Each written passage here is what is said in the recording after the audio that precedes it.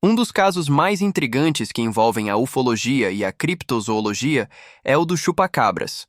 Trata-se de uma criatura que atacou de forma sazonal animais em diversos países latino-americanos e na Península Ibérica, dizimando milhares de animais durante o auge de sua presença, entre os anos de 1995 e 2003. Ampliamente documentado desde seu surgimento global em Porto Rico, em 1995, nunca houve uma explicação definitiva para os ataques, pois o causador de tantas mortes nunca foi capturado.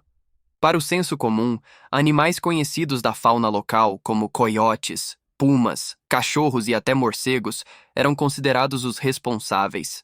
Muitos acreditam que tudo começou em 1995, mas, em Porto Rico, os primeiros ataques ocorreram 20 anos antes, em 1975, na localidade de Moca, situada na parte oeste da ilha. Diversos animais foram atacados de maneira desconhecida, com perfurações e perda de sangue. Além dessas evidências estranhas, foi constatada uma pequena incidência de radiação nas vítimas. A população entrou em pânico e buscava respostas sobre o causador dos ataques.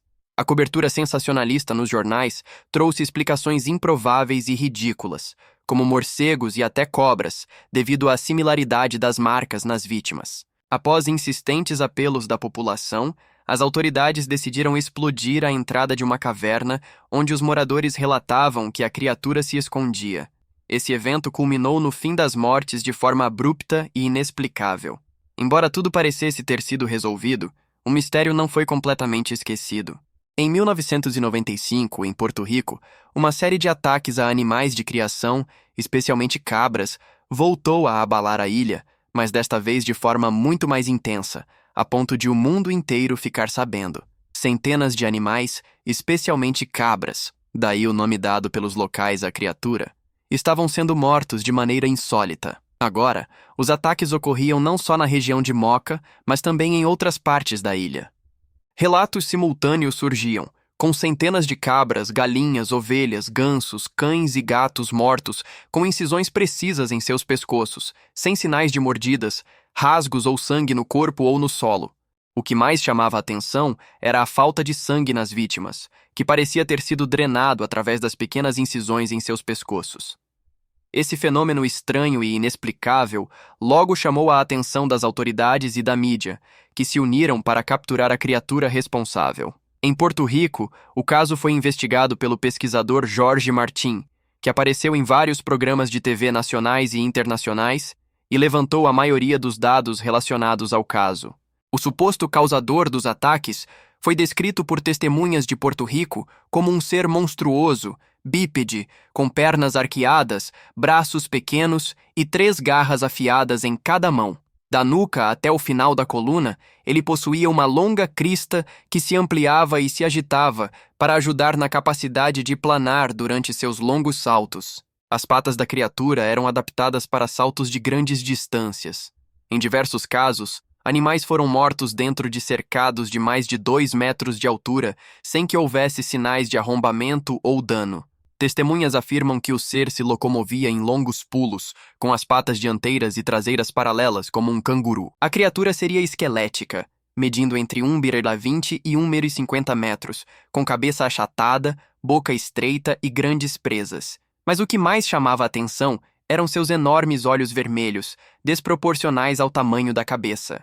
Esses olhos eram descritos como tendo a capacidade de hipnotizar as presas, o que explicaria o fato de os ataques ocorrerem de maneira silenciosa, mesmo em locais com cães, pessoas e outros animais que normalmente causariam alarde.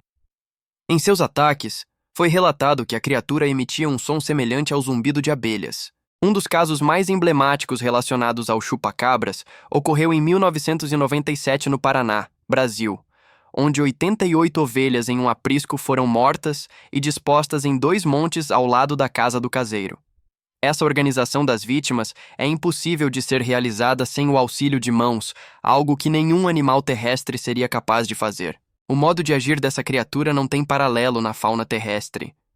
As características estranhas dos ataques tornam difícil explicá-los de maneira racional. Qual animal tem uma amplitude geográfica tão vasta atuando em vários países e de maneira sazonal, aparecendo e desaparecendo inexplicavelmente, esse argumento por si só refuta todas as explicações biológicas convencionais. Além disso, os ataques ocorriam principalmente em pequenos cercados ao redor de casas, onde havia outros animais conhecidos por seus instintos de alerta, como cães e gansos. Embora cercas altas estivessem presentes, nada impedia a criatura de ultrapassá-las, e em muitos casos, elas pareciam ser abertas por mãos com capacidade de destrancá-las. Em muitos dos ataques, as circunstâncias eram igualmente inexplicáveis.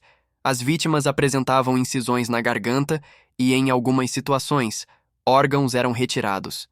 Os corpos não apresentavam vestígios de sangue ou sinais de mordedura, o que levanta a pergunta: qual animal mata apenas para sugar o sangue sem consumir a presa? E o mais intrigante, por que fêmeas eram frequentemente as vítimas, enquanto os machos pareciam ser deixados em paz?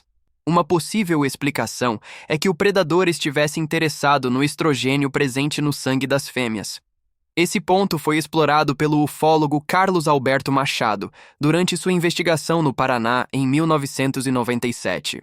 Outro fator relevante é que, em muitos casos, os cadáveres não exalavam nenhum odor, mesmo após dias de morte ou quando estavam em decomposição em ambientes úmidos. Além disso, os corpos não eram tocados por carniceiros, um fenômeno também observado em mutilações de animais de grande porte, como ocorreu nos Estados Unidos e no Canadá desde a década de 60.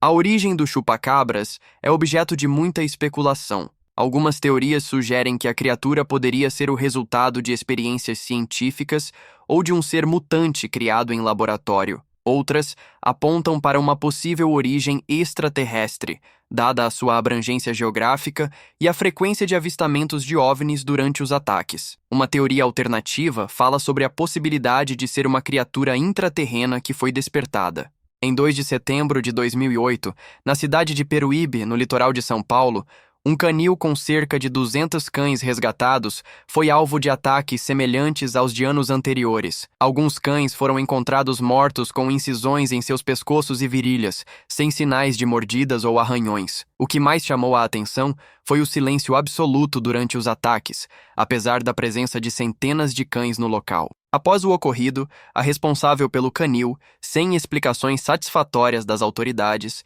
entrou em contato com um grupo ufológico local, que organizou uma vigília noturna. Durante a vigília, os pesquisadores alegaram ter visto uma criatura que correspondia exatamente à descrição do chupa-cabras. Desde então, o mistério parece ter retornado, mas sem a mesma intensidade dos ataques ocorridos nos anos 90 e início dos anos 2000. O caso do chupa-cabras continua a ser um dos mais intrigantes mistérios não resolvidos. Embora seja tratado como folclore por muitos, as explicações oficiais, que atribuem os ataques a animais conhecidos como morcegos ou pumas, não conseguem convencer diante da amplitude e das peculiaridades dos casos. O mistério permanece sem resposta, e a dúvida sobre a origem e natureza da criatura continua a intrigar aqueles que investigam o insólito.